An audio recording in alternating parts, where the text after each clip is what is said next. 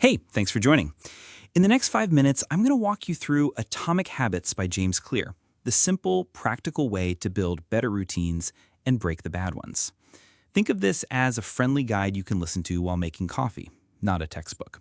Ready? Let's go. Tiny changes, huge results. The big idea is beautifully small. Tiny improvements, repeated, compound into massive change. Imagine depositing one small coin into a savings jar every day. At first, you can't see the difference. A year later, you've got noticeable savings. Habits work the same way. 1% better each day turns into something dramatic over time. The habit loop, how habits actually work. Clear breaks a habit into 4 parts: cue, craving, response, and reward. A cue triggers you, an alarm, seeing your running shoes, or arriving home. That cue creates a craving, the motivation to act. The response is the habit itself, what you do.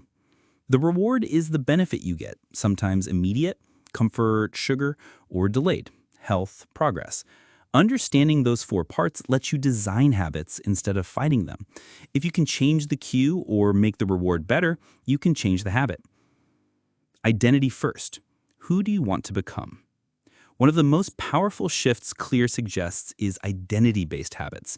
Instead of focusing on outcomes like, I want to run a marathon, focus on the identity, I am a runner. The logic is simple. Behaviors follow identity. If you see yourself as a certain kind of person, you'll make choices that prove that identity. So start small. The act of doing one push-up is you saying, I'm the kind of person who exercises. The 4 laws of behavior change. Practical rules to build good habits and invert them to break bad ones. 1. Make it obvious. Design your environment with cues that point the way. Want to read more? Leave a book on your pillow. Want to stop snacking at night? Keep the snacks out of sight. Little changes in your environment do heavy lifting. 2. Make it attractive. Pair things you should do with things you enjoy, a trick called temptation bundling. Only let yourself listen to your favorite podcast while you fold laundry or go for a run. If a habit feels enjoyable, you'll want to do it. 3. Make it easy. Reduce friction. Use the 2-minute rule. Start by doing the habit for just 2 minutes. If you want to journal, write for 2 minutes. If you want to run, put on your shoes and step outside. The goal is to lower the activation energy. Once you start, momentum often carries you forward. 4. Make it satisfying. Immediate rewards matter. Use habit trackers, check boxes, or small treats to create a sense of progress. The pleasure of marking a box makes you want to repeat the behavior. Practical tools and examples. Habit stacking. Tie a new habit to an existing one. After I brew my coffee, I'll meditate for 1 minute. The existing habit acts as a cue.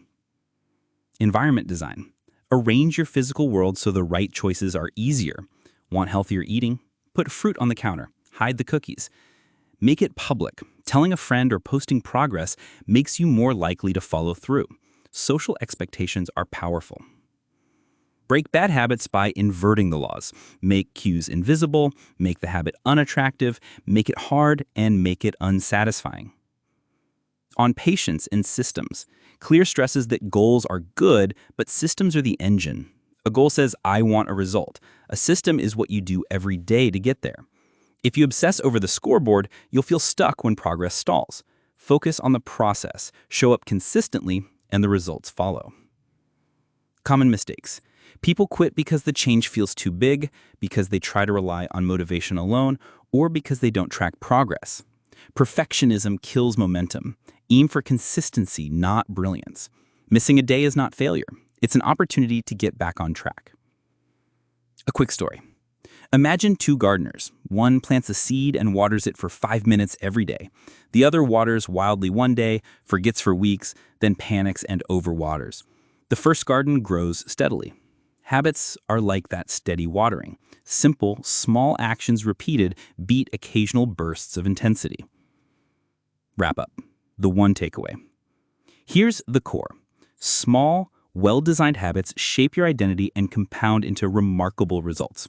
Make habits obvious, attractive, easy, and satisfying. Start tiny. 2 minutes is enough. Stack them onto existing routines and focus on who you want to become, not just what you want to achieve. Closing prompt. Try one tiny step. Before you go, pick one habit and shrink it to 2 minutes. Stack it onto something you already do. Do it today. That tiny action is the first deposit in your compound interest account of change. Thanks for listening. Now I make a tiny atomic change.